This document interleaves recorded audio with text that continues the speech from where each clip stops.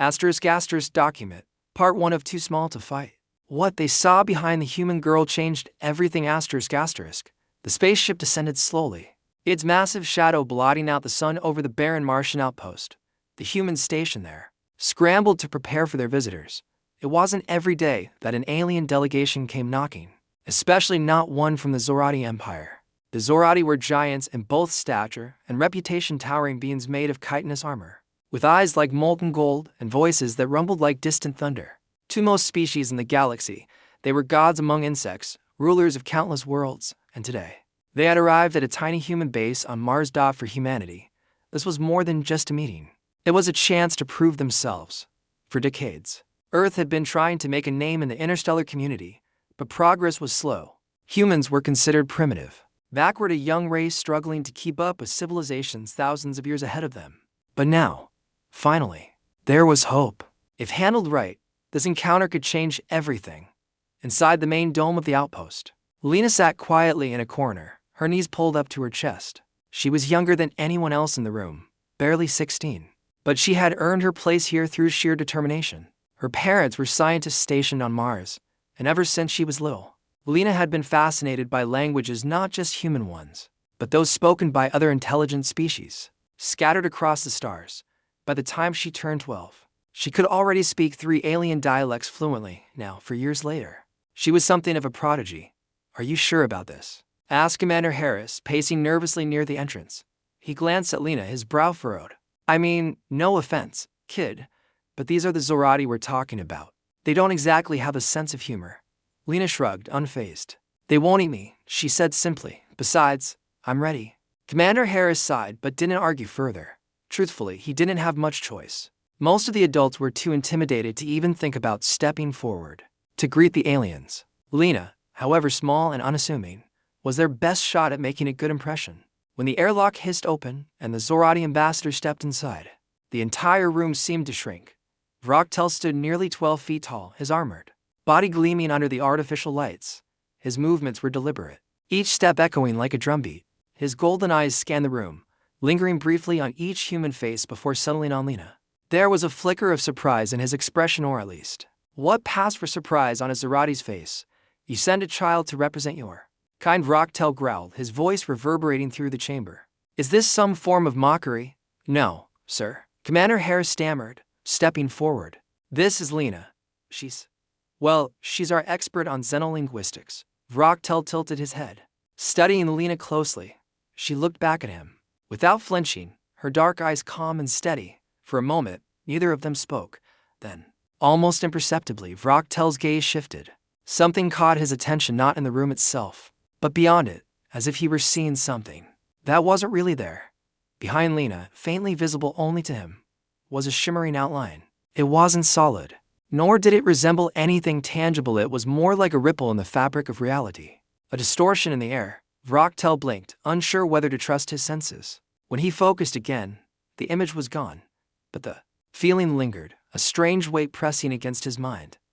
"What is this?" Vroktel demanded, pointing a clawed finger at Lena. His tone was sharper now, tinged with unease. "What trickery do you employ?"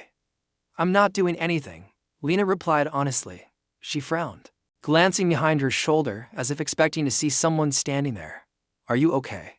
Did I say something wrong?" "No," Vroktel snapped, though his voice lacked its usual authority. He hesitated, then turned to Commander Harris. "Explain this." Commander Harris exchanged a bewildered look with the others in the room. "Explain what?" he asked cautiously. "Lena didn't do anything. She's just silence," Vroktel roared, cutting him off. His golden eyes narrowed as he stared at Lena once more. Whatever he had seen or thought he had seen, it troubled him deeply. After a long pause, he straightened his posture and addressed the humans again. "We will continue this discussion later. For now, consider yourselves fortunate that I am willing to overlook such irregularities." With that, Vroktel turned and strode out of the room, leaving the humans staring after him in stunned silence. Back in her quarters, Lena replayed the scene over and over in her mind. She couldn't shake the feeling that something unusual had happened during the meeting, though she couldn't quite put her finger on what it was. Vroktel's reaction had been odd, to say the least. Why had he acted so strangely? Had she made a mistake somehow? She decided to ask her father, Dr. Robert Carter. who worked as a xenobiologist at the outpost.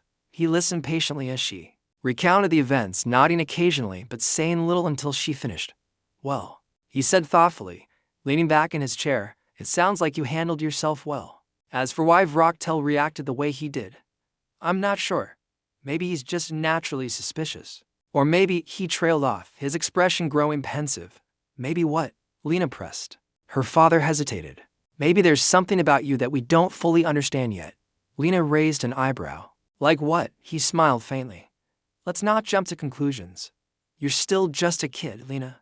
Don't let all this alien diplomacy nonsense go to your head." Despite his reassurances, Lena couldn't help but feel uneasy. That night, as she lay in bed staring at the ceiling, she found herself wondering if her father was holding something back.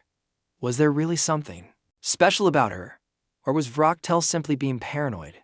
As sleep claimed her, Lena drifted into a dream unlike any she'd ever experienced. She found herself standing on a vast plain beneath a sky filled with swirling colors. Stars moved in patterns she couldn't comprehend, and whispers echoed around her in languages she didn't recognize, but somehow she understood them perfectly. In the distance, a figure loomed, impossibly large and radiant, its form shifting constantly between light and shadow. Before she could approach it, the dream dissolved, leaving her awake and breathless in her bunk. Shaking her head, she told herself it was nothing more than her imagination running wild. Little did she know, it was only the beginning. Unbeknownst to Lena, word of the incident with Vrocktel was spreading rapidly across the galaxy. Alien diplomats began whispering about the human girl who had caused such a stir.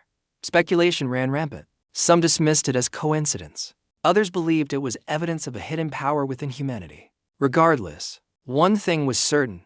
Lena had become a curiosity and possibly something far more significant. And somewhere, deep in the recesses of space, ancient forces stirred, drawn by the faintest ripple of a presence long forgotten. Asterisk document, part 2 of Too Small to Fight. What they saw behind the human girl changed everything. The days following Vrocktel's visit were anything but ordinary. News of the strange encounter spread quickly among the human crew stationed at the Martian outpost. Commander Harris called an emergency meeting to discuss what had happened, though no one could agree on a single explanation. Some thought it was just Vrocktel being overly dramatic. Aliens often acted like that when they felt their superiority was being challenged. Others believed something deeper was at play, though no one dared say it out loud. Lena, meanwhile, tried to go about her life as usual. She attended her online classes, helped her father catalog data from recent experiments, and practiced speaking alien languages in her spare time. But she couldn't shake the feeling that something had changed not just around her, but within her. The dream she'd had after meeting Vrocktel lingered in her mind like a half-forgotten song. It wasn't scary, exactly, but it was different. And then there were the whispers. At first, Lena thought she was imagining things. She'd hear faint murmurs in the background while studying, or walking through the corridors of the outpost. The voices weren't loud enough to make out clearly, but they felt familiar somehow, as if they belonged to people she'd known long ago. When she mentioned it to her father, he dismissed it as stress. "You've been working too hard," he said with a reassuring smile. "Take a break." But the voices didn't stop. If anything, they grew louder, or maybe Lena was simply becoming more aware of them. One night, unable to sleep, she decided to step outside the dome for some fresh air. The Martian landscape stretched endlessly before her, its red sands glowing faintly under the artificial lights of the outpost. As she gazed up at the stars, the whispers returned, clearer this time. "Lena," they seemed to say, though the word wasn't spoken aloud. It resonated in her mind, soft yet insistent. She turned around, expecting to see someone behind her, but the area was empty. Her heart raced as she scanned the horizon, her breath fogging up the inside of her helmet. For a moment, she considered running back inside, but then, just as suddenly as they had started, the whispers faded away. When she returned to her quarters, Lena convinced herself it was all in her head. Stress, fatigue, maybe even boredom. There were plenty of reasons why she might be hearing things. Still, she made a mental note to talk to Dr. Miller, the outpost psychologist, during her next free period. Maybe he could help her figure out what was going on. Unbeknownst to Lena, her encounter with Vrocktel had sparked far more interest than anyone realized. Across the galaxy, other alien diplomats who had interacted with humans began reporting similar experiences. Whenever they looked at Lena or even heard her name mentioned, they claimed to see something impossible, a flickering presence behind her, vast and ancient, that defied logic and reason. Some described it as a shadow cast by a star, others as a ripple in space itself. No two accounts were exactly alike, but the consensus was clear. Something extraordinary was tied to the human girl. The Zorati High Command took notice almost immediately. Vroktel's report had raised eyebrows, but now, with multiple witnesses corroborating his story, the situation demanded attention. A council of elders convened to discuss the matter, their towering forms casting long shadows across the chamber. At the center of the debate was a single question: was Lena a threat, or was she something else entirely?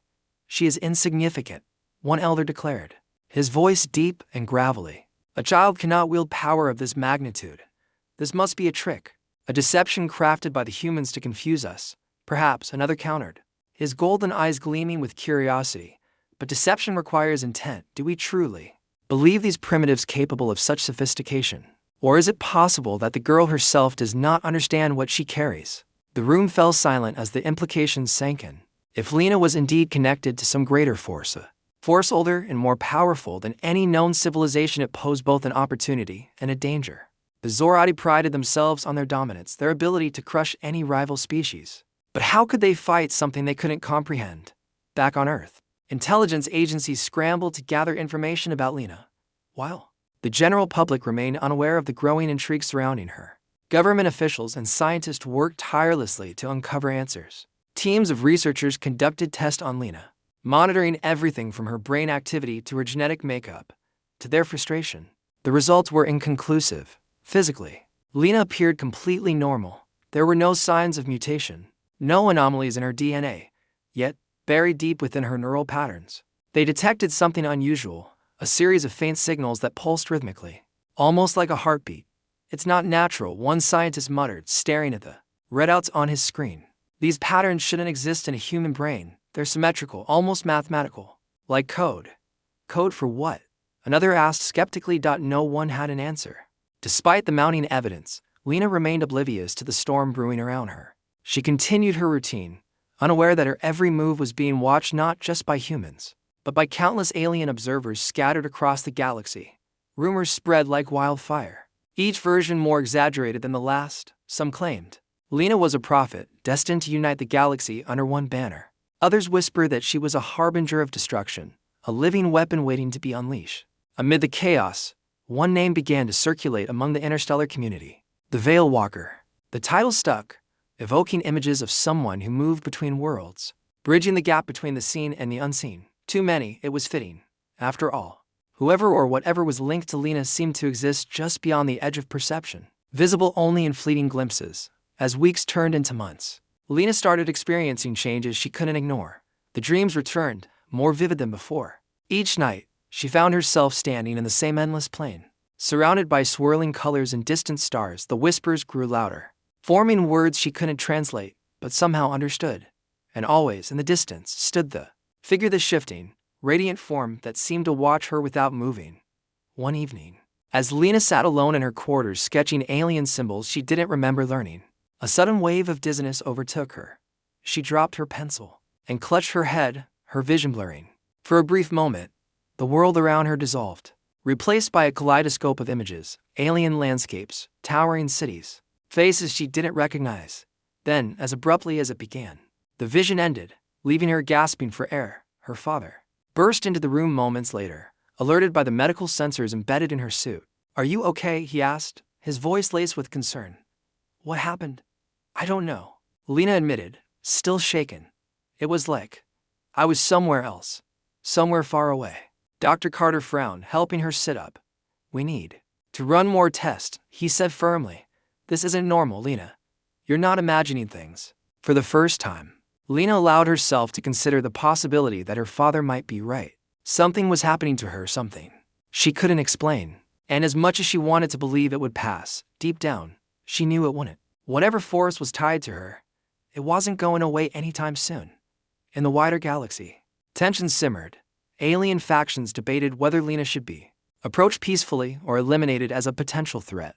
Diplomatic channels buzzed with speculation, while covert operatives plotted strategies to exploit or neutralize her connection to the mysterious presence. Humanity, caught in the middle, struggled to maintain control of the narrative. Official statements portrayed Lena as an ordinary teenager, emphasizing her role as a language expert.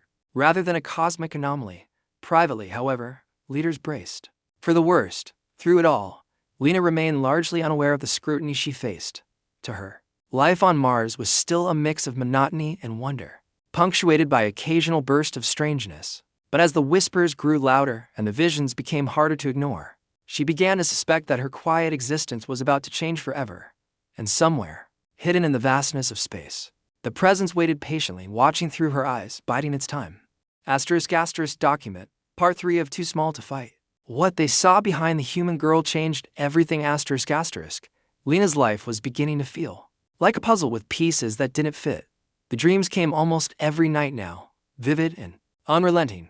She would wake up drenched in sweat, her heart pounding, the memory of those swirling colors and distant stars lingering in her mind like smoke. During the day, she tried to focus on her studies and chores, but it was hard when the whispers followed her everywhere.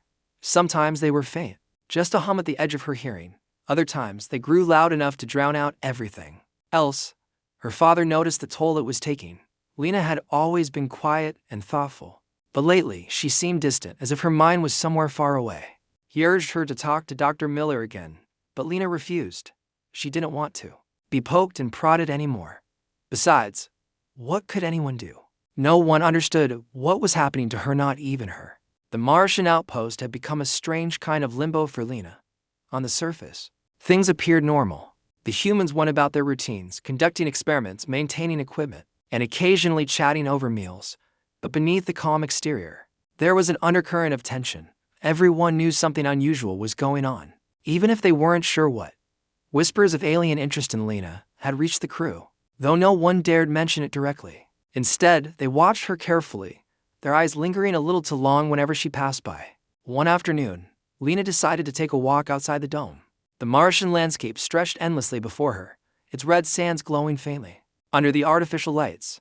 She needed space to think, to clear her head. As she wandered farther from the outpost, the whispers grew louder. This time, they weren't just random murmurs, they formed words, sentences, fragments of thoughts that felt both foreign and familiar. Do not fear, they seemed to say. You are chosen. Lena froze, her breath catching in her throat.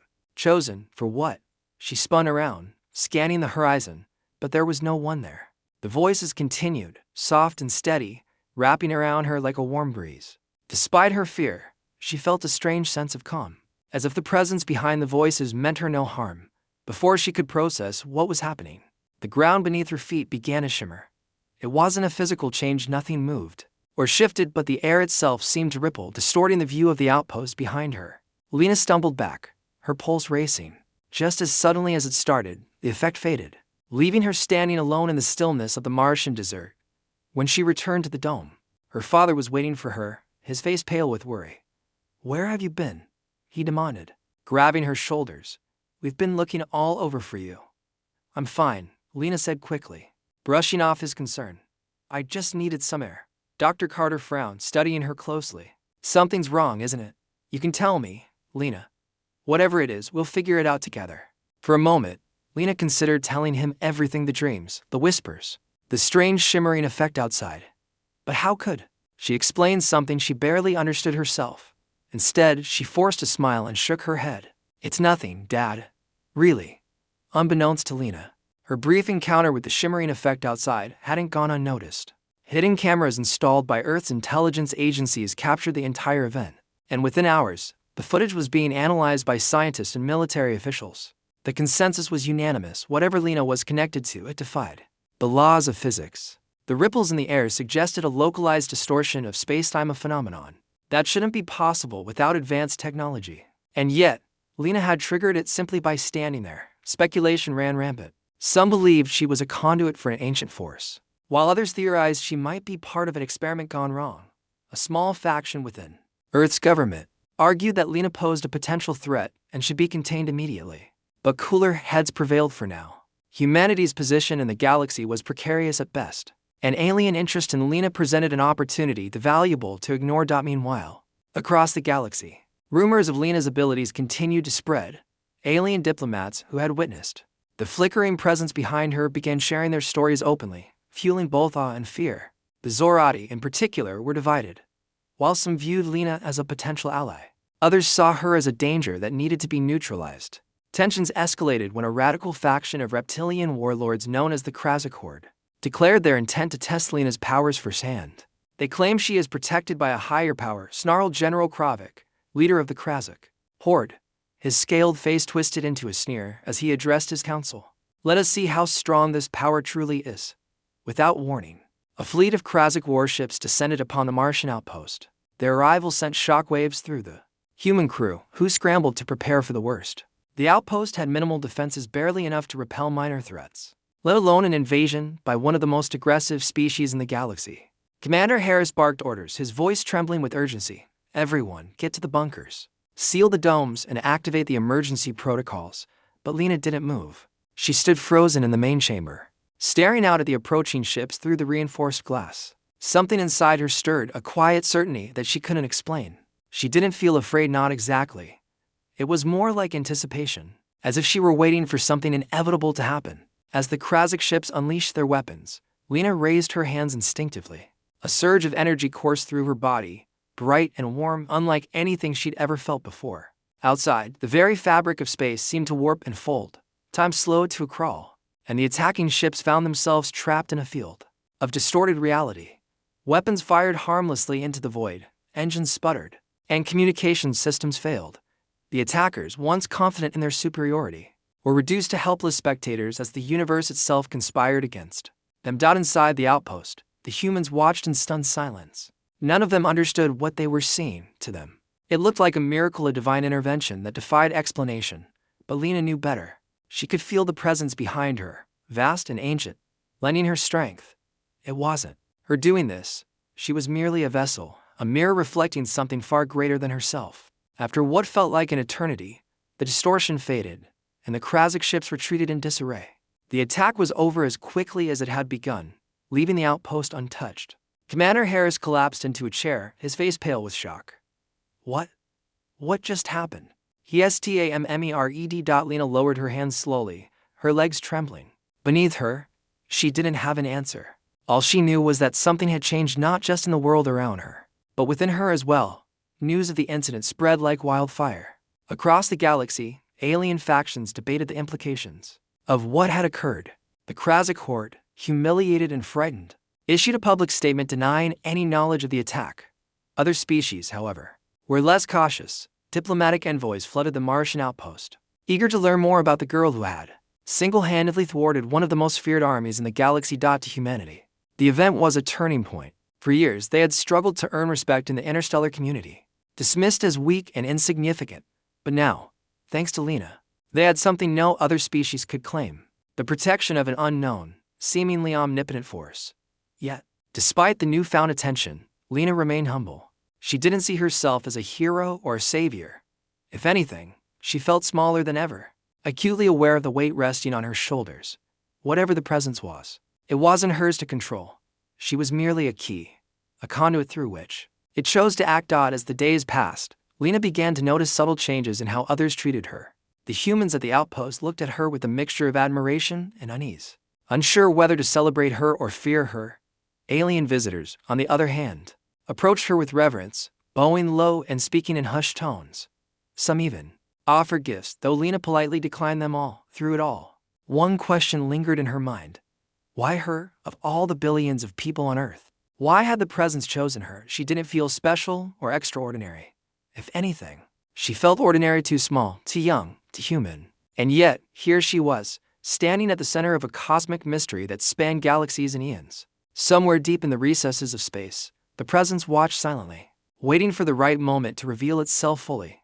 For now, it was content to guide Lena, shaping her into the instrument it needed.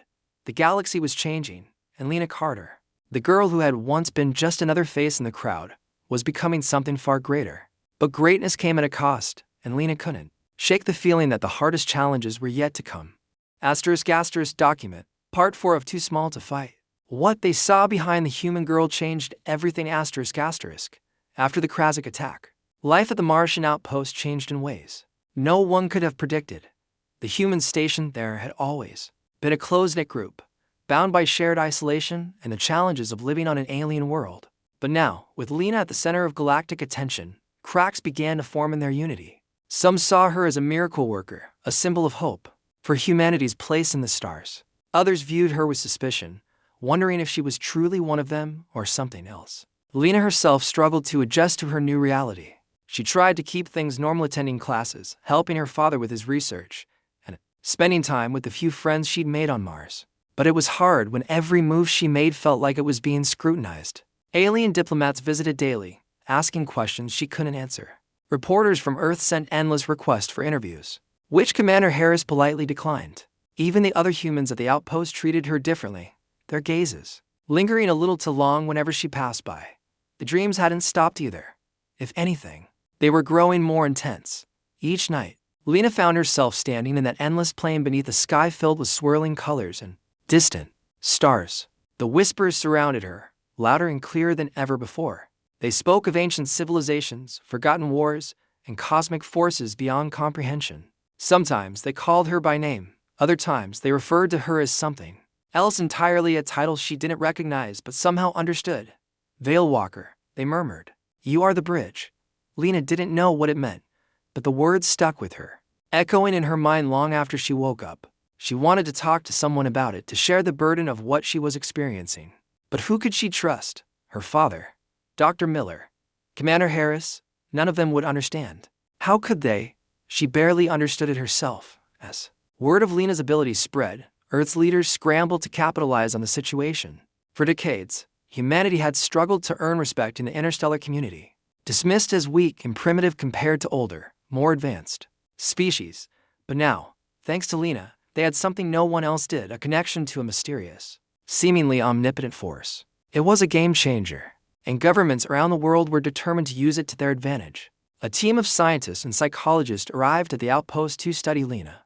They conducted tests, monitored her brain activity, and analyzed every aspect of her life. At first, Lena cooperated willingly, eager to help them make sense of what was happening to her. But as the days turned into weeks, the constant probing began to wear on her. The tests became invasive, the questions more personal. One day, during a particularly grueling session, Lena snapped. I'm not some experiment, she shouted, pushing away the electrodes attached to her temples. I'm still me. I don't know why this is happening any more than you do. The room fell silent. The scientists exchanged uneasy glances, unsure how to respond. Finally, Dr. Emily Ross, the lead researcher, stepped forward. We're not trying to hurt you, Lena, she said gently. We just want to understand. Whatever this force is, it's tied to you. If we can figure out how it works, maybe we can protect you and everyone else. Lena sighed, rubbing her temples. She knew they were only doing their jobs, but it didn't make it any easier. I get it, she muttered. But you're looking at me like I'm some kind of weapon. I'm not. I'm just me. Dr. Ross nodded slowly. Maybe so. But even ordinary people can change the galaxy, Lena. You've already proven that. Across the galaxy, reactions to Lena's emergence varied widely. Some species saw her as a savior, a sign that the universe was ready for a new era of peace and cooperation. Others viewed her as a threat, fearing what might happen if the force behind her ever decided to act against them. Diplomatic tensions rose as factions debated whether to ally with humanity or isolate it. Meanwhile, covert operatives from various alien governments began infiltrating the Martian outpost, hoping to uncover secrets about Lena's connection to the mysterious presence. One evening, as Lena wandered alone outside the dome, she encountered a visitor unlike any she'd met before. He introduced himself as Kale an envoy from a nomadic species known as the Varani. Unlike the towering Zorati or the reptilian Krasic horde, the Varani were humanoid in appearance, their skin shimmering faintly in the light.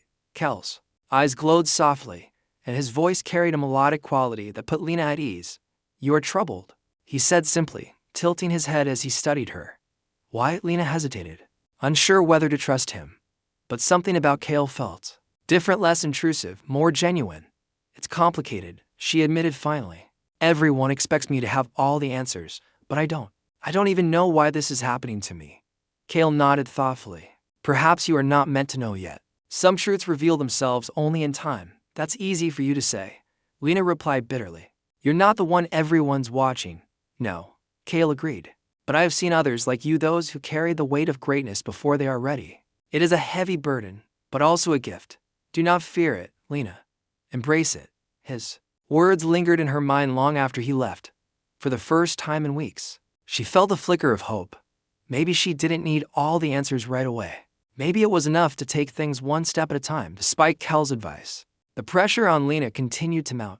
Alien delegations arrived almost daily, each hoping to gain insight into the force behind her. Some brought gifts, others issued veiled threats. Through it all, Lena remained calm, though the strain was evident in her tired eyes and quiet demeanor. One day, a delegation from the Zorati Empire returned to the outpost. Vroktel led the group, his golden eyes fixed intently on Lena as he entered the main chamber. This time, however, his tone was less hostile and more curious. "We underestimated you," he rumbled, addressing both Lena and Commander Harris. "What you possess, it is beyond our understanding, but we wish to learn." Commander Harris glanced at Lena, unsure how to respond. Before he could speak, Lena stepped forward. "I don't know what I possess," she said honestly. "All I know is that it's not mine to control. If you want answers, you'll have to wait just like everyone else." Vroktel studied her for a long moment, then nodded slowly. "Patience is not our strength," he admitted, "but perhaps it is yours." As the Zorati departed, Lena felt a small measure of relief. For the first time since the Krasik attack, it seemed like the galaxy was beginning to accept her not as a weapon or a tool, but as a person caught in the middle of something far greater than herself. Back on Earth, preparations were underway. For Lena's return, the Martian outpost was no longer safe. Too many eyes were watching, too many agendas competing for control. A team of specialists worked tirelessly to create a secure facility where Lena could continue her studies without interference. It wasn't ideal, nothing about her situation was, but it was the best they could do. As the departure date approached, Lena spent her final days on Mars reflecting on everything that had happened. She had come to the outpost as an ordinary girl, eager to explore the stars. Now, she was leaving as something else entirely, a symbol of hope, a mystery, a bridge between worlds. On her last night, she stepped outside the dome one final time. The Martian landscape stretched endlessly before her, its red sands glowing faintly under the artificial lights. As she gazed up at the stars, the whispers returned, soft and steady. "You are ready," they murmured. "The path awaits." Lena closed her eyes, letting the words wash over her. She didn't feel ready, not really, but deep down, she knew the journey was just beginning. Whatever lay ahead, she would face it, not because she was brave or strong, but because she had no choice. And somewhere hidden in the vastness of space, the presence watched silently, waiting for the next chapter to unfold. *** document, Part 5 of Too Small to Fight. What they saw behind the human girl changed everything. *** Lena's return to Earth was supposed to be a quiet affair. The plan was simple: sneak her back under the cover of night, avoid media attention, and settle her into the secure facility where scientists could continue their research without distractions. But plans rarely survive contact with reality. By the time the spaceship carrying Lena touched down at the classified landing site, word of her arrival had already leaked. Reporters swarmed the perimeter, their cameras flashing like fireflies in the darkness. Protesters gathered outside, some holding signs praising her as humanity's savior, others accusing her of being an alien puppet. Security forces struggled to maintain order, their shouts drowned out by the chaos. Inside the ship, Lena sat quietly, her hands clasped tightly in her lap. She hadn't expected a hero's welcome or whatever this was, but it still felt overwhelming. Through the small window, she could see the crowd below, their faces illuminated by the harsh glare of floodlights. Some looked hopeful, others angry, but all of them were focused on her. It was strange, unsettling even, to realize how much attention she commanded simply by existing. "Are you ready?" Commander Harris asked gently, placing a reassuring hand on her shoulder. Lena nodded, though she wasn't sure if it was true. How could anyone be ready for something like this? Still, she forced herself to stand and follow him off the ship. As they stepped onto the tarmac, a wave of noise crashed over them. Cheers, jeers, and questions shouted in dozens of languages. Lena kept her head down, focusing on putting one foot in front of the other. The sooner she reached the waiting vehicle, the better. The drive to the secure facility was mercifully silent. Lena stared out the window as the cityscape gave way to rolling countryside, her mind racing with thoughts she couldn't untangle. What would happen next? Would the scientists find answers this time? Or would she remain trapped in this endless cycle of test and speculation? When they arrived, the facility looked more like a fortress than a lab. High walls surrounded the compound, topped with cameras and motion sensors. Inside, the building was sleek and modern, its sterile corridors lined with doors marked with cryptic symbols.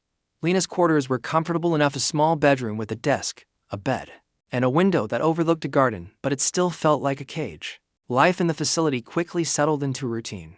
Each morning, Lena met with Dr. Ross and her team for a series of tests designed to uncover more about the mysterious presence tied to her. Brain scans, genetic analysis, psychological evaluations. It was exhausting. But Lena endured it because she didn't know what else to do. At least here, she wasn't constantly in the spotlight. The facility was secluded, hidden from prying eyes, which gave her a small measure of peace. But the dreams continued. Every night, she found herself back in that endless plain, surrounded by swirling colors and distant stars. The whispers grew louder, forming words and phrases she couldn't translate but somehow understood. And always, in the distance, stood the figure, the shifting, radiant form that seemed to watch her without moving. One evening, during a particularly vivid dream, Lena decided to approach it. She walked slowly across the plain, her footsteps making no sound. The closer she got, the more the figure changed, its form flickering between light and shadow, solid and ethereal. Finally, she stopped just a few feet away, staring up at it in awe. "Who are you?" she whispered. For a moment, there was silence. Then, a voice not spoken aloud, but resonating directly in her mind replied, "We are the Echo." "The Echo," Lena repeated, frowning. "What does that mean?" "We are the memory of all things," the voice explained. "The beginning and the end, the balance." Lena shook her head, struggling to make sense of its words. "Why me? Why am I connected to you?" "You are the key," the Echo said simply. "Through you, we may speak to those who have forgotten." Before Lena could ask more, the dream dissolved, leaving her awake and breathless in her bed. She lay there for a long time, staring at the ceiling, trying to process what had happened. The Echo, it wasn't just a presence behind her. It was something ancient, vast, and incomprehensible. And somehow, she was tied to it. News of Lena's connection to the Echo spread quickly among Earth's leaders. Governments around the world convened emergency meetings to discuss the implications. Some argued that Lena represented humanity's greatest opportunity, a chance to rise above their primitive status and take a place among the galaxy's most powerful species. Others warned of the risks, pointing out that the Echo's true nature remained unknown. Was it truly benevolent, or was it using Lena for its own purposes? Alien factions weighed in as well. Diplomatic envoys flooded the facility, eager to learn more about the Echo and its intentions. Some came bearing gifts, hoping to curry favor with humanity. Others issued thinly veiled threats, warning that any attempt to exploit the Echo's power would have dire consequences. Amid the chaos, Lena tried to stay grounded. She spent her free time exploring the facility's garden, finding solace in the simple act of tending to plants. One day, while watering a row of flowers, she struck up a conversation with Dr. Ross. "Do you ever wonder what happens if we're wrong?" Lena asked suddenly, glancing up from her work. "What if the Echo isn't here to help us? What if it's dangerous?" Dr. Ross paused, considering her question carefully. "It's possible," she admitted, "but I don't think so. From everything we've seen, the Echo hasn't caused harm. If anything, it's protected you and by extension, all of us." "That's just it," Lena replied, her voice tinged with frustration. "I don't want to be protected. I want to understand. I want to know why this is happening to me." Double quotes. Dr. Ross smiled faintly, placing a comforting hand on Lena's shoulder. "You will, Lena. Maybe not today, maybe not tomorrow, but eventually. These things take time." As weeks turned into months, Lena began to notice subtle changes in how others treated her. The humans at the facility still regarded her with a mix of admiration and unease, but the aliens who visited were different. They approached her with reverence, bowing low and speaking in hushed tones. Some even refused to meet her gaze, as if looking directly at her might invite disaster. One visitor stood out from the rest. His name was ****, a representative from a species known as the Lyrithi. Unlike most aliens, who relied on translators to communicate, Zin spoke perfect English, his voice smooth and melodic. He introduced himself with a formal bow, his luminous eyes fixed intently on Lena. "You carry a great burden," he said simply, "but you are not alone." Lena frowned, unsure how to respond. "What do you mean?" "The Echo is not unique to your kind," Zin explained. "It has appeared before in other times, other places. Always through someone like you, someone chosen to bear its weight." "Chosen?" Lena echoed, shaking her head. "I never asked for this," "No," Zin agreed. "But that does not change the truth. You are part of something larger than yourself, Lena. Something that spans galaxies and eons." His words lingered in her mind long after he left. For the first time, she began to see her connection to the echo not as a curse, but as a responsibility. She didn't fully understand it yet, but maybe she didn't need to. Maybe it was enough to trust that the echo had a purpose and that she was part of it. Back in the wider galaxy, tensions simmered. Alien factions debated whether to ally with humanity or isolate it. Some saw Lena as a symbol of hope, proof that even the smallest species could achieve greatness. Others viewed her as a threat, fearing what might happen if the echo ever turned. Against them, covert operatives from various governments continued to infiltrate the facility, hoping to uncover secrets about the echo's true nature. Through it all, Lena remained calm, though the strain was evident in her tired eyes and quiet demeanor. She knew she was at the center of something far greater than herself, but she also knew she couldn't face it alone. Fortunately, she wasn't entirely without allies. Kale, the Verani envoy she'd met on Mars, returned to visit her.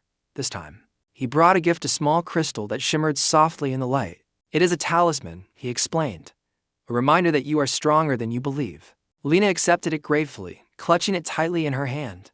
"Thank you," she said softly. "I needed this." Kale nodded, his glowing eyes filled with warmth. "Remember, Lena, you are not the echo. You are its guide. Trust in yourself, and it will follow." As he departed, Lena felt a flicker of hope. The road ahead was uncertain, fraught with challenges she couldn't predict, but for the first time, she felt ready, or at least, ready enough to face whatever came next. And somewhere, hidden in the vastness of space, the echo watched silently, waiting for the moment when its message would finally be heard. Document, Part 6 of Too Small to Fight. What they saw behind the human girl changed everything. Years passed, and Lena grew into adulthood.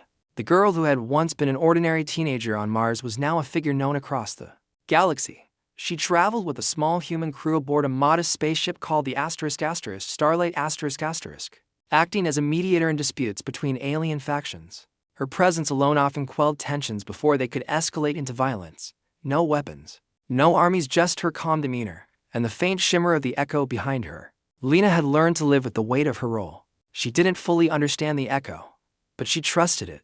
It wasn't something she controlled. It simply existed through her, a silent partner in her journey. Over time, she began to see herself not as a savior or a chosen one, but as a bridge, a way for others to glimpse something greater than themselves. The Starlight's latest mission brought them to a neutral colony world orbiting a dying star. The planet was a patchwork of cultures, its cities built from scraps of ships and materials left behind by travelers over centuries. Alien species mingled uneasily in the crowded streets, their differences too vast to ignore, but their shared need for survival forcing cooperation. It was here that Lena received a summons from a coalition of alien leaders. "They're waiting for you," said Captain Riley, the human pilot of the Starlight. He adjusted his cap nervously, glancing at Lena. "Are you sure about this? You don't have to go if you don't want to." "I'm sure," Lena replied, her voice steady. She stood up from the table, where she'd been reviewing notes, and slipped the crystal Kale had given her into her pocket. It was a small comfort, but it reminded her that she wasn't alone. As she stepped off the ship, the air buzzed with anticipation. A delegation of aliens awaited her, tall Zerati warriors, sleek Verani envoys, reptilian Krasic diplomats, and representatives from dozens of other species. Their eyes followed her every move, some filled with awe, others with suspicion. Lena walked calmly toward them, her steps measured and deliberate. At the center of the group stood a towering figure draped in flowing robes, the High Arbiter of the Coalition, an elder from the ancient Lyrithi race. His luminous eyes fixed on Lena as he spoke. "We have summoned you, Vale Walker, to address a matter of grave importance." Lena nodded respectfully. "I'm listening." "There is conflict brewing," the Arbiter continued, his voice resonating like a deep hum. "A war that threatens to engulf countless worlds. The factions prepare to clash, each unwilling to yield. We believe your presence may prevent bloodshed." Lena frowned, her mind racing. Wars weren't new to the galaxy, but this felt different. The tension in the room was palpable, a storm waiting to break. "What do you expect me to do?" she asked. "I'm not a soldier. I can't fight for anyone." "You misunderstand," the Arbiter said gently. "You are not here to fight. You are here to remind them of what they risk losing." Before Lena could respond, the ground beneath her feet began to tremble, the air shimmered, and suddenly, the echo appeared not as a faint outline, but fully formed, towering above the gathered crowd. Its radiant form shifted constantly, light and shadow dancing across its surface. the aliens gasped, some falling to their knees in reverence while others recoiled in fear. For a moment, there was silence. Then, the echo spoke not in words, but in feelings, images, and memories that flooded everyone's minds. They saw the birth of stars, the rise and fall of civilizations, the beauty and fragility of life itself. When the vision faded, the crowd stared at one another, shaken to their core. Lena turned to the Arbiter. They've seen it now, she said softly. They know what's at stake. The Arbiter bowed low, his expression solemn. Thank you, Veil Walker. You have done more than we could have hoped. Later that evening, Lena stood alone on a balcony overlooking the colony city. Lights twinkled in the distance, casting long shadows across the barren landscape. The weight of the day lingered in her chest, but it wasn't crushing, it was grounding. She had always wondered why the Echo chose her, why it entrusted her with such a monumental task. Now, she thought she understood. It's not about me, she murmured to herself. It never was. Behind her, footsteps approached. She turned to see Captain Riley leaning against the doorway, his arms crossed. How are you holding up? He asked. I'm okay, Lena replied, smiling faintly. Just thinking. About what? Everything, she admitted. The Echo, the galaxy, all of it. Sometimes it feels like I'm carrying the whole universe on my shoulders. Riley chuckled softly. Maybe you are, but you're not doing it alone. You've got us, Lena. And whatever that thing is behind you, it seems pretty fond of you too. Lena laughed, the sound carrying into the cool night air. Yeah, I guess so. In the days that followed, news of the Echo's appearance spread across the galaxy. The looming war dissolved into uneasy peace talks, brokered under the watchful gaze of the Veil Walker. Alien factions, once divided by hatred and mistrust, began working together to rebuild shattered alliances. Humanity, once dismissed as insignificant, found itself elevated to a position of respect not because of its strength, but because of what it carried. Lena returned to Earth briefly, visiting her father and catching glimpses of a world transformed. Streets were lined with banners celebrating her achievements. Though she avoided the spotlight whenever possible, to her, none of it mattered. What mattered was the work ahead, the endless cycle of diplomacy and understanding. On the day she left Earth again, her father hugged her tightly. Be careful out there, he said, his voice thick with emotion. I will, Lena promised. And I'll come back. I promise. As the starlight lifted off, Lena gazed out the window at the blue-green orb shrinking below. She felt a pang of homesickness, but also a sense of purpose. The galaxy was vast and chaotic, but she had found her place within it. Months later, Lena stood on another balcony, this one overlooking a moonlit ocean on a distant planet. A group of alien leaders approached her, their expressions tense. There's trouble brewing again. One of them said, Will you intervene? Lena smiled softly, turning to face them. I don't decide, she said simply. I just open the door. As they left, the camera panned upward. Behind Lena, the faintest shimmer of the Echo appeared for a moment, then faded into the stars. Somewhere, hidden in the vastness of space, the Echo watched silently, waiting for the next chapter to unfold. And Lena Carter, the girl who had once been too small to fight, stood ready to walk through the veil once more.